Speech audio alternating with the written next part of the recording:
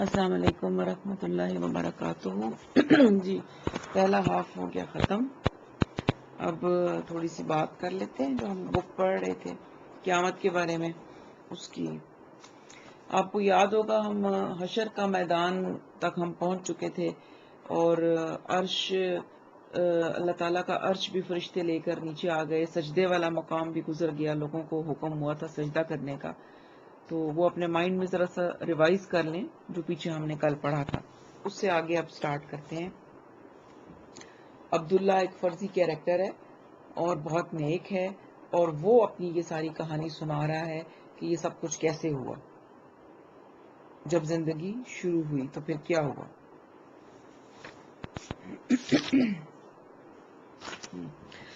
اب ہمیں کہاں جانا ہے؟ میں نے صالح سے دریافت کیا۔ حساب کتاب شروع ہو چکا ہے، تمہیں وہاں پہنچنا ہوگا، لیکن پہلے ایک اچھی خبر سنو۔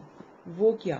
جب حساب کتاب شروع ہوا تو اللہ تعالیٰ نے سب سے پہلے امت مسلمہ کا حساب کرنے کا فیصلہ کیا، اور جانتے ہو اس عمل میں تمہاری بیٹی لیلا نجات پا گئی۔ کیا؟ میں حیرت اور خوشی کے مارے چلا اٹھا۔ اور جمشید؟ میں نے صالح سے اپنے بڑے بیٹے کے بارے میں دریافت کیا۔ جواب میں ایک سوگوار خاموشی چھا گئی۔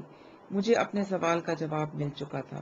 میں نے کہا، پھر میں واپس حشر کے میدان میں جانا پسند کروں گا، شاید کوئی راستہ نکل آئے۔ ٹھیک ہے، صالح بولا، اور پھر میرا ہاتھ پکڑ کر مجھے لے گیا۔ وہاں پہنچ کر میرا پہلا سوال یہ تھا، میں جمشید کے لیے کیا کر سکتا ہوں؟ صالح نے کہا، تم لیلا کے لیے کچھ نہیں کر سکے تو جمشید کے لیے تم کیا کر سکو گے؟ کیا تم اللہ تعالیٰ کو بتاؤ گے کہ اس نے کیا کرنا ہے اور کیا نہیں کرنا؟ استغفر اللہ، میرا مطلب ہرگز یہ نہیں تھا، میں نے فوراً جواب دیا، مگر صالح کی بات پر جمشید کو بچانے کا میرا جوش ٹھنڈا سا ہو گیا۔ کچھ دیر توقف کے بعد میں نے دریافت کیا، اچھا یہ بتاؤ کہ میرے بے ہوش ہونے کے بعد حشر کے میدان میں کیا ہوا؟ جب تم ہوش میں تھے تمہیں اس وقت بھی پوری طرح سے معلوم نہیں تھا کہ وہاں کیا ہو رہا ہے؟ اسے پوچھنا ہے تو پھر کسی مجرم سے پوچھو۔ ادھر گروہ در گروہ فرشتے نازل ہو رہے تھے اور ادھر مجرموں کی جان پر بن رہی تھی۔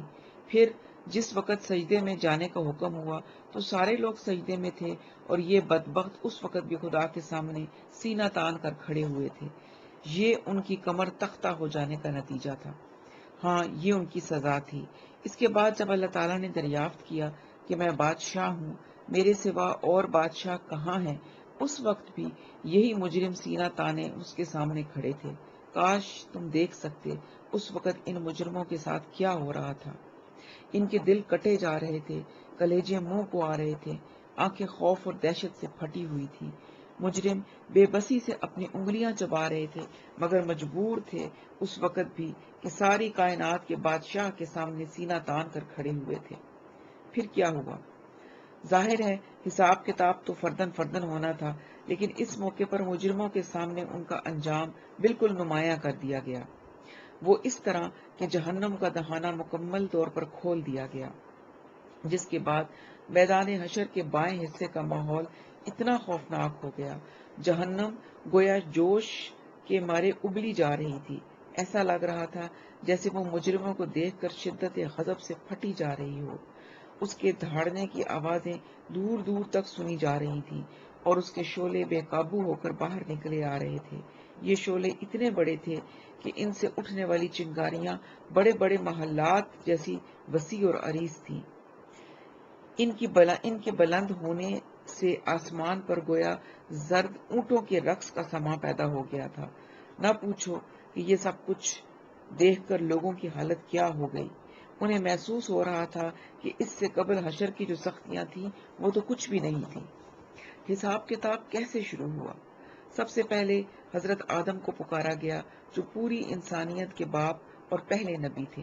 انہوں نے عرض کیا، لبیک و سعدیک، میں حاضر ہوں اور آپ کی خدمت میں مستعد ہوں، اور سب بھلائیاں آپ کے دونوں ہاتھوں میں ہیں۔ اللہ تعالیٰ کی طرف سے حکم ہوا، اپنی اولاد میں سے اہل جہنم کو الگ کر دو۔ کتنوں کو الگ کروں؟ انہوں نے دریافت کیا تو فرمایا گیا، ہر 1000 میں سے 999، ہر 1000 میں سے 999 لوگوں کو جہنم کے لیے الگ کر دو۔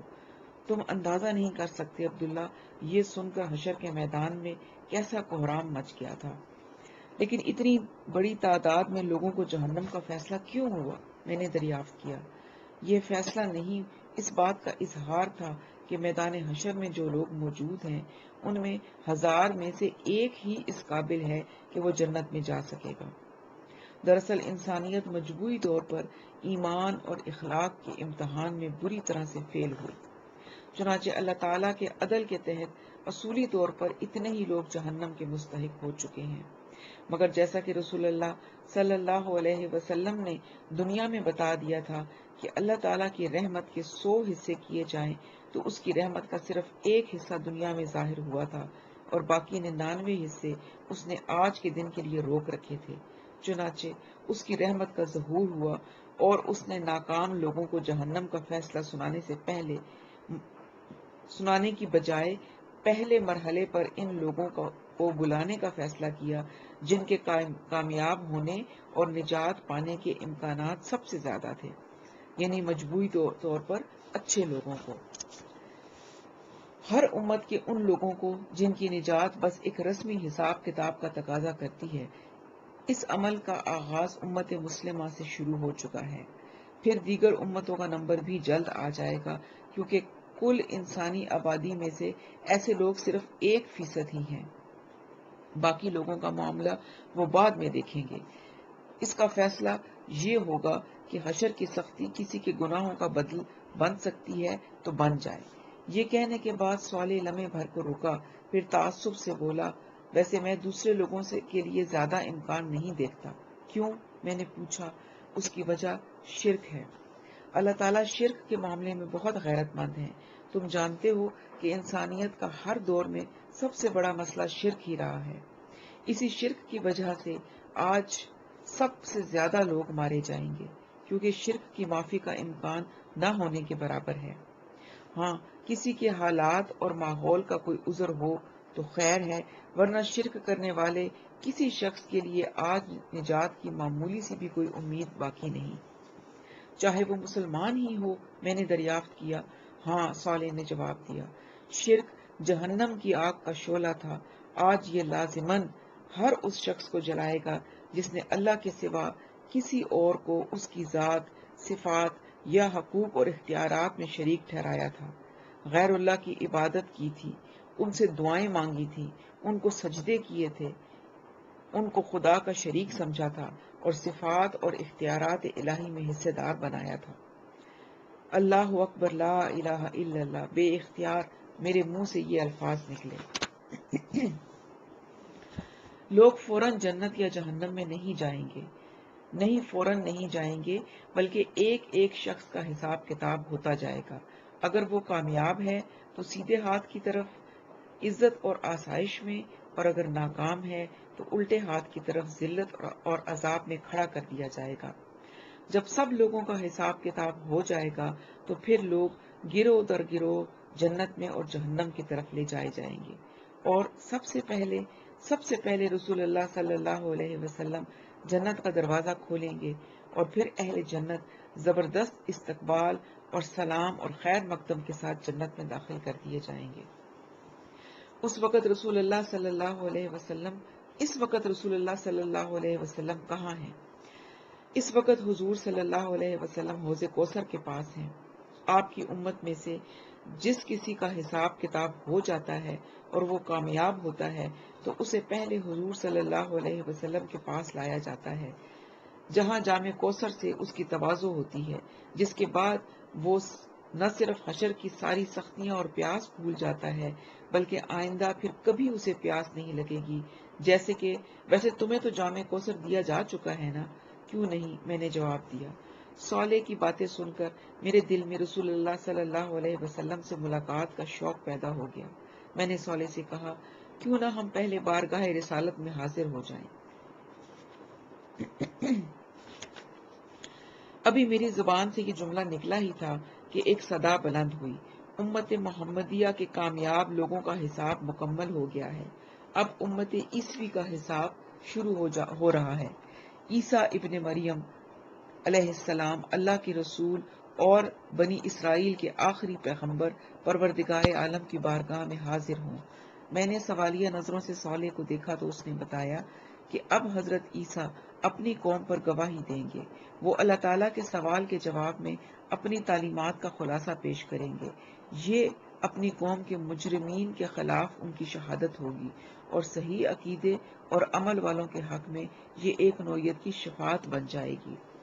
اس کے بعد ان کی امت میں سے جن لوگوں کے عقیدے بالکل اس تعلیم کے مطابق ہوئے، ان کی غلطیاں اللہ تعالیٰ نظر انداز کر دیں گے اور سرسری حساب کتاب کے بعد وہ سب بھی کامیاب قرار پائیں گے۔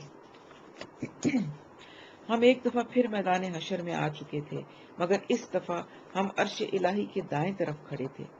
عرش الہی کی تجلیات سے زمین اور آسمان منور تھے۔ کامیاب لوگوں کے لیے یہ تجلیات مسرت اور شادمانی کا پیغام تھی، جبکہ مجرموں پر یہ قہر بن کر نازل ہو رہی تھی۔ عرش الہی کے چاروں طرف فرشتے ہاتھ باندھے حلقہ در حلقہ کھڑے تھے۔ سب سے پہلے حاملین عرش تھے اور اس کے بعد درجہ بدرجہ دیگر فرشتے تھے۔ ان فرشتوں کی زبان پر حمد، تسبیح، تکبیر کے کلمات تھے۔ حضرت عیسیٰ اللہ تعالیٰ کی بارگاہ میں حاضر ہو چکے تھے، جبکہ اول سے آخر تک سارے عیسائیوں کو میدان حشر میں موجود فرشتوں نے دھکیل کر عرش کے قریب کر دیا تھا۔ ارشاد ہوا، عیسیٰ ابن مریم قریب آؤ۔ فرشتوں نے حضرت عیسیٰ کے لیے راستہ چھوڑ دیا اور وہ چلتے ہوئے عرش الہی کے بالکل قریب آ کر کھڑے ہو گئے۔ ان کے ہاتھ بندھے ہوئے اور گردن جھکی ہوئی تھی۔ ارشاد ہوا، عیسیٰ، تم نے اپنی قوم کو میرا پیغام پہنچا دیا تھا، تمہیں کیا جواب ملا؟ مالک، مجھے کچھ علم نہیں، غیب کا علم تو صرف آپ جانتے ہیں۔ ان کی یہ بات اس حقیقت کا بیان تھی کہ حضرت عیسیٰ کو معلوم نہ تھا کہ ان کی امت نے ان کے بعد دنیا میں کیا کیا۔ حضرت عیسیٰ کے اس جواب پر میدان حشر میں ایک خاموشی چھا گئی۔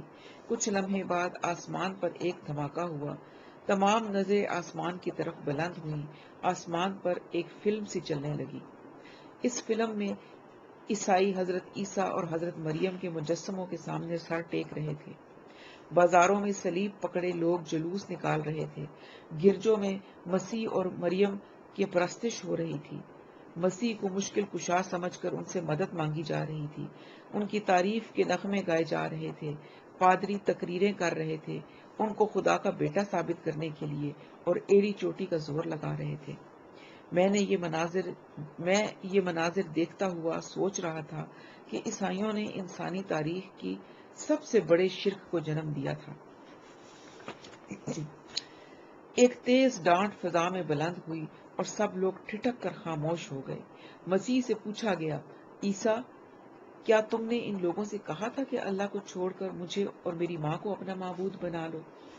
اگرچہ یہ ایک سوال تھا، مگر یہ سنتے ہی حضرت عیسیٰ پر لرزہ طاری ہو گیا۔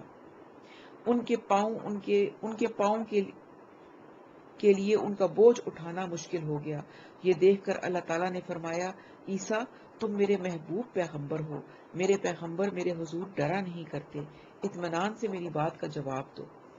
اس جملے کے ساتھ ہی دو فرشتے حضرت عیسیٰ کے قریب آئے اور انہیں سہارا دے کر ایک نشست پر بٹھا دیا۔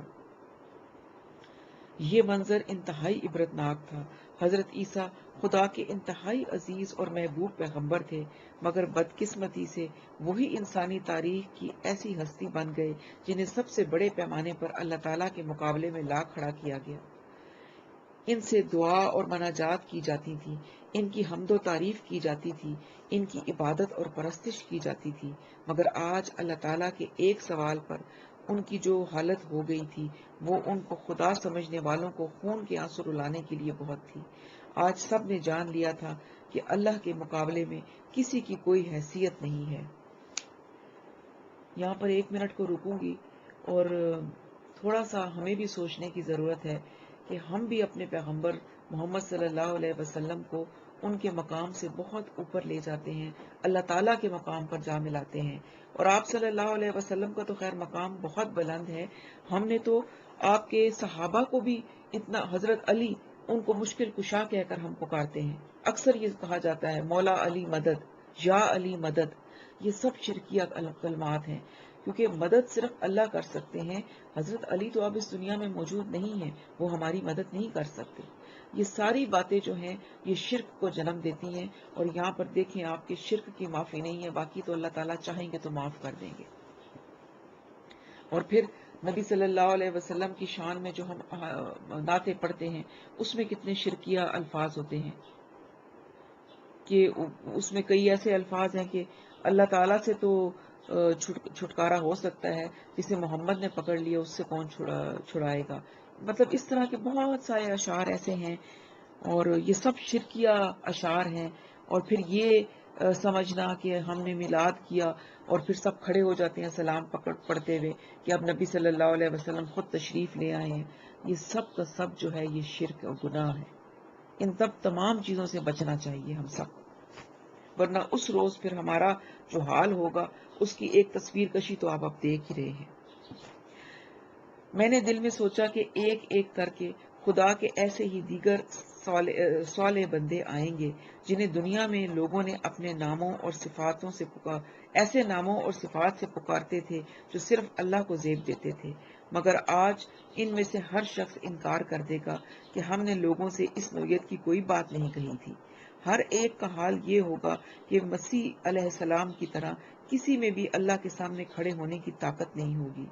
کاش ان کے نام پر دھوکہ کھانے والے لوگ اللہ کی یہ عظمت پہلے ہی دریافت کر لیتے۔ کاش لوگ انسانوں کو خدا کے مقابلے میں لا کر نہ کھڑا کرتے۔ اس دوران میں حضرت عیسیٰ پر سے خشیت الہی کا غلبہ کچھ کم ہوا تو وہ کرسی سے کھڑے ہوئے اور انہوں نے عرض کیا، آقا آپ پاک ہیں، میرے لیے کیسے روا تھا کہ میں وہ بات کہوں جس کا مجھے کوئی حق نہیں۔ اگر میں نے یہ بات کہی ہوتی تو آپ اسے کو جانتے۔ میں نے تو ان سے وہی بات کہی جس کا آپ نے مجھے حکم دیا تھا کہ اللہ کی بندگی کرو، جو میرا بھی رب ہے اور جو تمہارا بھی رب ہے، اور میں ان پر گواہ رہا جب تک میں ان میں موجود رہا۔ پھر جب آپ نے مجھے اٹھا لیا تو آپ ہی ان پر نگران تھے، اور آپ ہر چیز پر گواہ ہیں۔ اگر آپ ان کو سزا دیں تو یہ آپ کے بندے ہیں، اور اگر آپ ان کو بخش دیں تو آپ غالب اور حکمت والے ہیں۔ یہ سن کر اللہ تعالیٰ نے فرمایا، آج صرف سچائی اپنے اختیار کرنے والے سچے لوگوں کو فائدہ دے سکتی ہے۔ پھر حضرت عیسیٰ کو رخصت کر دیا گیا اور فرشتوں کو حکم ہوا، عیسیٰ کی امت میں سے جس کسی کا علم اور عمل عیسیٰ علیہ السلام کے پیغام کے مطابق ہے اسے میرے حضور پیش کیا جائے۔ حضرت عیسیٰ کی گواہی کا منظر دیکھنے کے بعد ہم دونوں نے حوض کی طرف بڑھنا شروع کر دیا۔ میں نے راستے میں صالح سے پوچھا، حضرت عیسیٰ نے جو سفارشی کلمات کہے تھے، یعنی اگر آپ ان کو بخش دیں تو آپ غالب اور حکمت والے ہیں، کیا ان الفاظ کا کوئی اثر نہیں ہوا؟ تم نے جواب میں اللہ تعالیٰ کی بات نہیں سنی تھی کہ آج سچوں کو ان کی سچائی ہی نفع پہنچائے گی؟ ہاں سنی، مگر اس سے تو ظاہر یہ لگتا ہے کہ ان کی سفارش قبول نہیں ہوئی۔ نہیں، ایسا نہیں ہوا۔ اللہ تعالیٰ نے اپنا قانون واضح کر دیا ہے۔ قانون یہ ہے کہ پیغمبر کی لائی ہوئی تعلیم کو سچ تسلیم کرنا اور اپنے عمل سے اس کی تصدیق کرنا کامیابی اور نجات کی بنیادی شرائط ہیں۔ اللہ تعالیٰ کی اس بات کا مطلب یہ تھا کہ جب کسی نے یہ بنیادی شرط پوری کر دی، اس کے ساتھ اللہ تعالیٰ اب درگزر کا معاملہ فرمائیں گے، یعنی جو غلطیاں ایسے لوگوں سے ہوتی رہیں اور انہوں نے ان پر توبہ اور اصلاح نہیں کی، ان پر اللہ تعالیٰ اپنی رحمت سے گرفت نہیں کریں گے۔ ہر نبی اپنی امت کی اس طرح دبے لفظوں میں سفارش کر رہا ہے اور کرے گا، مگر اس کے نتیجے میں سر دست صرف اتنی ہی رعایت مل رہی ہے۔ اس وقت کوتاہیاں معاف ہو رہی ہیں، جرائم معاف نہیں ہو رہے، اور یہ کوتاہیاں جنہیں معمولی سمجھ کر توبہ نہیں کی گئی تھی، بہرحال اسی طرح کی خواری کا سبب بنی ہیں جو تمہاری لیلا کو اٹھانی پڑی ہیں۔ باقی جن لوگوں نے ہمہ وقت ایمان اور عمل صالح اور توبہ اور اصلاح کا مستقل رویہ اختیار کیے رکھا، وہ تو اول وقت ہی سے عافیت میں ہیں، اور جن لوگوں نے مستقل نافرمانی اور بڑے گناہوں کو اختیار کیے رکھا ہے وہ اس وقت بدترین سختی کا شکار ہے۔ یہ گفتگو کرتے ہوئے ہم ایک ایسی جگہ آ گئے جہاں فرشتے لوگوں کو آگے بڑھنے سے روک رہے تھے۔ صالح میرا ہاتھ تھامے ان کے قریب چلا گیا. اسے دیکھتے ہی فرشتوں نے راستہ چھوڑ دیا. ہم ذرا دور چلے تو ایک جھیل سی نظر آنے لگی. اسے دیکھتے ہی صالح بولا یہی حوض کوثر ہے. میں نے کہا مگر یہاں رسول اللہ صلی اللہ علیہ وسلم تو نہیں ہے. وہ آگے کی طرف ہیں. ہم دوسری سمت سے داخل ہوئے ہیں اور تمہیں اس کا تفصیلی مشاہدہ کرانا چاہ رہا تھا، اس لیے میں تمہیں یہاں سے لے کر آیا ہوں. صالح کی بات پر میں نے غور کیا تو معلوم ہوا کہ یہ عام معنوں میں کوئی حوض نہیں ہے. میں نے قدر تعجب کے ساتھ صالح سے کہا یار یہ تو جھیل بلکہ شاید سمندر جتنا بڑا ہے جس کا دوسرا کنارہ مجھے نظر ہی نہیں آ رہا. ہاں یہ ایسا ہی ہے. تم دیکھ نہیں رہے کتنے سارے لوگ اس کے کنارے پر کھڑے پانی پی رہے ہیں. اگر کوئی چھوٹا موٹا حوض ہوتا تو فوراً خالی ہو جاتا. اس نے ٹھیک کہا تھا یہاں ہر جگہ بہت سارے لوگ موجود تھے. ویسے پچھلی دنیا میں بھی رسول اللہ صلی اللہ علیہ وسلم کے ارشادات سے مجھے اندازہ تھا کہ یہ کوئی عام حوض نہیں بلکہ کوئی سمندر ہوگا. بلکہ حضور صلی اللہ علیہ وسلم کے ارشاد سے مجھے خیال ہوتا تھا کہ یہ وہی علاقہ ہے جہاں پچھلی دنیا میں عرب اور افریقہ کو جدا کرنے والا بحر احمر یعنی کہ ریڈ سی بہتا تھا. میں نے اپنے اس اندازے کا اظہار صالح سے کیا تو وہ بولا بڑی حد تک یہ اندازہ ٹھیک ہے. زمین پھیل کر اگرچہ بہت بڑی ہو چکی ہے مگر یہ کم و بیش وہی جگہ ہے. اس کا مطلب یہ ہے کہ میدان حشر سرزمین عرب میں برپا ہو رہا ہے. ہاں تمہارے اندازہ بالکل ٹھیک ہے. میں خاموشی سے سوچنے لگا کیسا وقت تھا وہ جب دنیا آباد تھی. لوگ اس وقت دنیا کے ہنگاموں میں گم تھے. کاش انہیں اندازہ ہو جاتا کہ اصل دنیا تو موت کے بعد شروع ہونے والی ہے. اللہ تعالیٰ نے اپنے انبیاء کو بھیج کر پچھلی دنیا میں طرح طرح سے لوگوں کو سمجھایا مگر لوگ مان کر نہیں دیے. پھر اللہ تعالیٰ نے ان انبیاء میں سے کچھ کو منصب رسالت پر فائز کر دیا.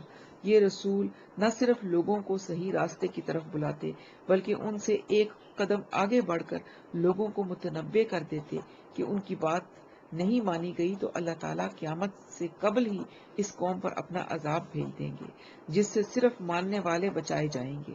چنانچہ قوم نوح، عاد، سمود، قوم لوط، قوم شعیب، قوم فرعون اور خود قریش مکہ کے ساتھ یہی معاملہ ہوا. ان اقوام کے رسولوں نے انہیں اللہ کے عذاب سے ڈرایا مگر جب وہ نہ مانے تو قیامت سے قبل ہی دنیا میں انہیں عذاب میں پکڑ لیا. قوم نوح اور آل فرعون کو تو پانی میں ڈبو دیا گیا. قوم عاد کو تیز آندھی سے، قوم سمود اور قوم شعیب کو ایک کڑک سے، قوم لوط کو پتھروں والی ہوا سے اور کفار مکہ کو مومنوں کی تلواروں سے ختم کیا گیا اور اہل ایمان کو بچا کر زمین کا اقتدار انہیں دے دیا گیا. خاص کر کفار مکہ اور حضور صلی اللہ علیہ وسلم کا معاملہ تو تاریخ کی روشنی میں ہوا اور قرآن میں اس کا ریکارڈ محفوظ ہے. اور کسے معلوم نہیں تھا کہ صحابہ کرام کو کس طرح چند برسوں میں دنیا کا حکمران بنا دیا گیا اور یوں اخروی سزا اور جزا کا ایک دنیاوی نمونہ اس طرح قائم کیا گیا کہ کوئی شخص بھی اس سے انکار کرنے کی طاقت نہیں رکھتا. پھر بھی لوگوں نے اس دن کی تیاری نہیں کی. کتنا بڑا المیہ ہے یہ کہ ہم لوگ اس دن سے غافل ہیں. یہ سب کچھ جو ہم پڑھ رہے ہیں یہ ہم تقریباً ہر رمضان میں ہم یہ پڑھتے ہیں، لیکن ہم اگر اپنا جائزہ لیں تو ہم یہ دیکھتے ہیں کہ اس وقت تو دل میں ایک امنگ اٹھتی ہے اور تیاری کا ایک جذبہ بھی اٹھتا ہے، لیکن جیسے ہی رمضان ختم ہوتا ہے تو پھر وہی دنیا ہوتی ہے اور وہی ہم ہوتے ہیں. شاید اس بار کچھ فرق ہو کیونکہ کسی نہ کسی طرح سے اللہ تعالیٰ کے عذاب کی لپیٹ میں ہم بھی آئے ہوئے ہیں.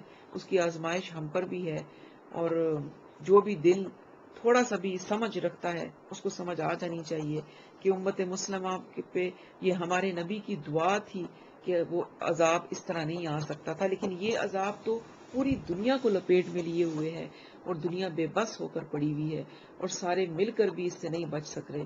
لیکن پھر بھی اللہ تعالیٰ کی مسلمانوں پر کتنی رحمت ہے کہ اس طریقے سے اگر آپ مسلم کنٹریز کو دیکھیں تو وہ بہت حد تک اس کی سختی سے بچے ہوئے ہیں. کیا وجہ ہے؟ سائنس اس کا کوئی جواب نہیں دے سکتی.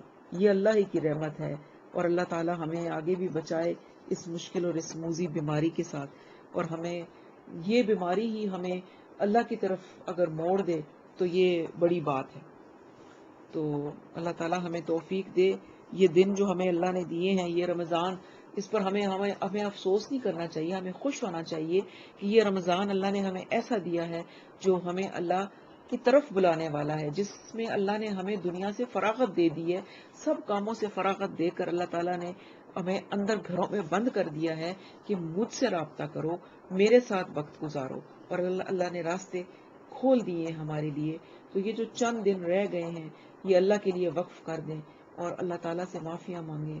اللہ تعالیٰ سے یہ دعا بھی کرنے کی ضرورت ہے کہ اللہ رمضان کے بعد بھی ہمیں استقامت کے ساتھ قائم رکھنا.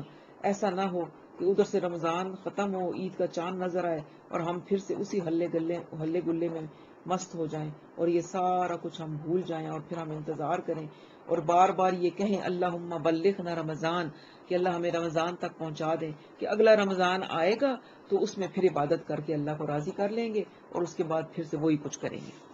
تو اللہ تعالی ہمیں توفیق دے کہ ہم اس سے صحیح رجوع کریں. اب آگے چلتے ہیں، جو ہے ہمارا آگے سورۃ زاریات چل رہی ہے، آیت نمبر 31.